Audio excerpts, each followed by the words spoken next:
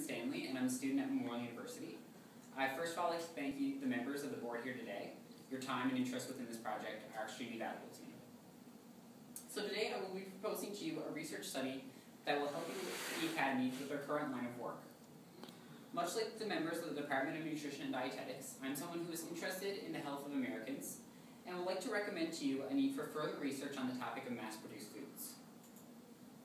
So I'd like to propose to you the option to allow me to continue with my research on mass-produced foods to determine whether or not they are actually having an effect on the health of Americans.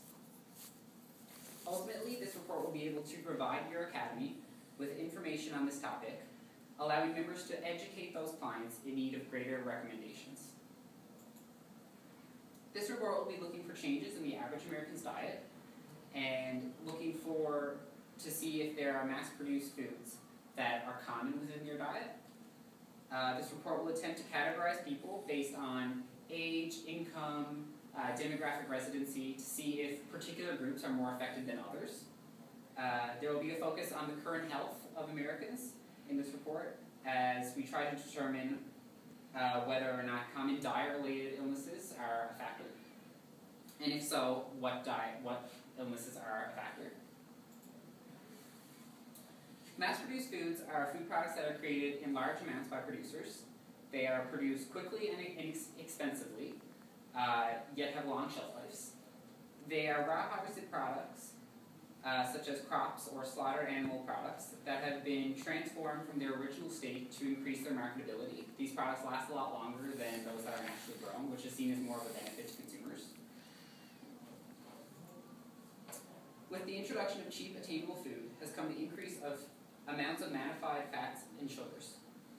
Here, it seems as though the industry is focusing more on the production profits for producers rather than the quality for its consumers. In the past 40 years, corn production has increased nearly 40%. Most of this mass-produced food industry can be traced back to chemical rearrangements of corn, which contain large amounts of calories, fats, oils, sugars, which are okay in moderation, but in excessive, they may not be so healthy. This new form of production has also increased the distance between consumers and producers. It seems as though this is purposely done so that consumers really don't even know what they're buying anymore.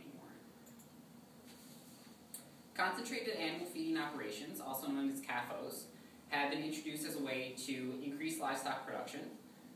This involves feeding the livestock corn and other inexpensive crops, along with pumping them with growth hormones to decrease the time it takes an animal to reach full maturity. For example, here we can see a picture of two chickens. The chicken here was raised within 68 days, the normally grown chicken. However, this chicken is a product of mass production.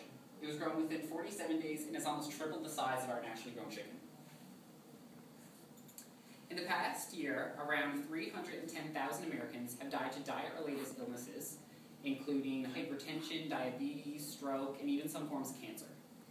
On top of that, 70% of the calories Americans consume now come from highly processed foods containing large amounts of salt, sugars, fats, and additives.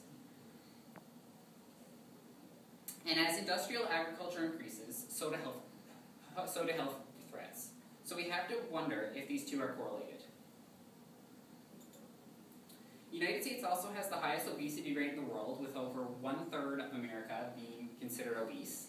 And this can be seen from the dark red regions on the map here. As far as the methodology is concerned, this report will contain primary and secondary research. Secondary research will come in the form of library and online sources from registered physicians and dietitians who can really give us a better account on the diet-related diseases that will be mentioned within the study. Primary research will be completed through the use of the phone-based questionnaire of 200 million Americans. In order for the results of this survey to be accurate, we want a random account of the Americans. And in order to do this, we will work with certain computer programs along with an American phone directory to generate random numbers. And the idea behind this is that we want a general result from the survey to look at the general result of America. The questionnaire focuses on questions that revolve around the subject's current health status and whether or not they may be experiencing illness due to food intake. We will also be asking questions based on the subject's buying behavior. For example, there's a question there in the questionnaire that asks about how often the consumer reads a food label before they actually purchase the product. And then we will also look at these different types of categorized questions, which, as I mentioned before, try to break the survey contestants into sections so that we can look at them in greater detail. So I'd like to end off the presentation again by thanking the Board of Academy for joining me here today. Together we can deliver a concise study on the topic of mass-produced foods and ultimately determine whether or not they're affecting our citizens. I would be incredibly fortunate to work with the team on this project so that we can get reliable answers on this heavily criticized topic. Because at the end of the day, the insight that can be gained from this is invaluable. Your job entails making recommendations for the better of someone else's health, so you want to make sure that you have a primary account of this to reference. And through the research and education obtained from this study, you can feel comfortable in making these recommendations once your client has come to a complete answer within their trial. Thank you very much.